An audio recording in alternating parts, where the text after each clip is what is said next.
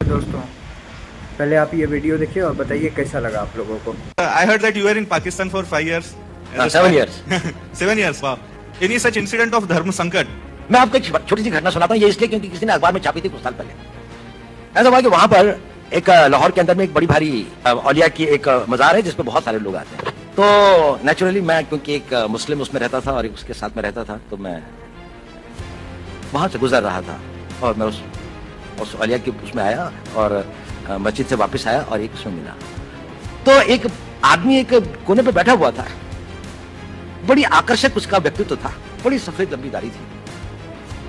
उसने मुझे बुलाया, उसने कहा तुम हिंदू हो? मैंने कहा नहीं। कहता मेरे साथ आओ। मैं उसके साथ चला गया। वो मुझे 2-4 गलियां ले जाके छोटे से कमरे में ले गया। उसने दरवाजा बंद कर दिया। उसने कहा देखो तुम हिंदू हो।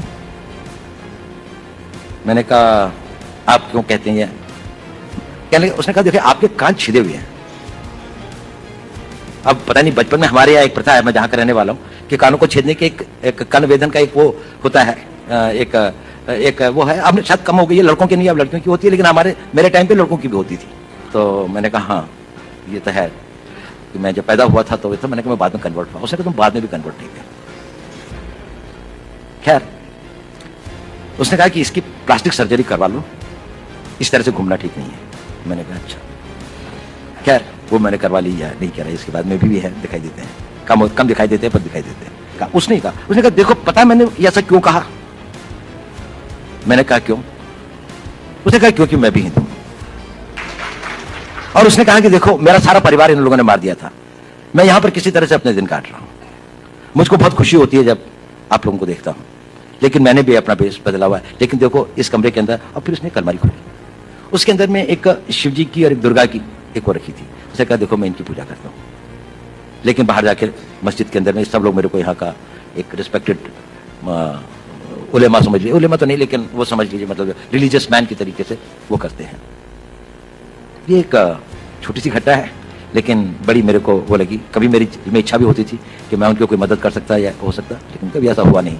तो सोचिए कितना रिस्की होता है ये स्पाई बनना, स्पाई वाला काम करना। दूसरे देश में जाके आप दूसरे देश का डाटा लीक करते हैं, अपने देश का काम आता है जो कि। और पता है आप लोगों को इसमें इंडियन आर्मी जो कि वो तो बहुत तारीफनीय है, बहुत ज़्यादा, मतलब कि वो one of the best army है इंडिया की, ये आप लोग सब जानते हैं, ठीक है। लेकिन अगर उतना ही तारीफ के अनुसार कोई और भी है तो ये है स्पाई लोग, जो कि दूसरे देश में रह के हमारे लिए काम करते हैं, इस देश के लिए काम करते हैं, हम सब के लिए काम करते हैं। तो जितना क्रेडिट आर्मी को मिला है उतना ही क्रेडिट वो इन स्पाई लोग के लिए भी होना चाहिए, उनको ही मिलना चाहिए। और वो तो बेनाम रहते हैं, हाँ, जो कि देश के नाम ही आते हैं, लेकिन उनका कोई नाम नहीं जानता है, कोई पता नहीं जानता है वो कौन है, कहाँ रहते हैं, क्या करते हैं, कोई नहीं जानता। तो उनको भी एक क्रेडिट मिलना ही चाहिए।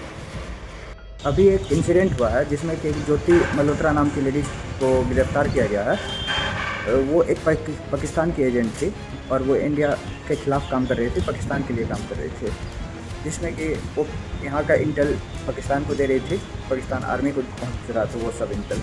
सोचिए वो कितना, और सबसे शॉकिंग बात तो ये है कि वो एक इंडियन थी और सोचिए कि इंडिया के खिलाफ़ काम कर रही थी। ये कितना शर्मनाक बात है हम लोग के लिए। ऐसे लोगों के साथ क्या करना चाहिए आप लोग बताइए कमेंट सेक्शन में। और अगर वीडियो अच्छा लगा तो लाइक कीजिए, सब्सक्राइब कीजिए प्लीज़। अभी आप लोग का सपोर्ट का सख्त ज़रूरत है हमें।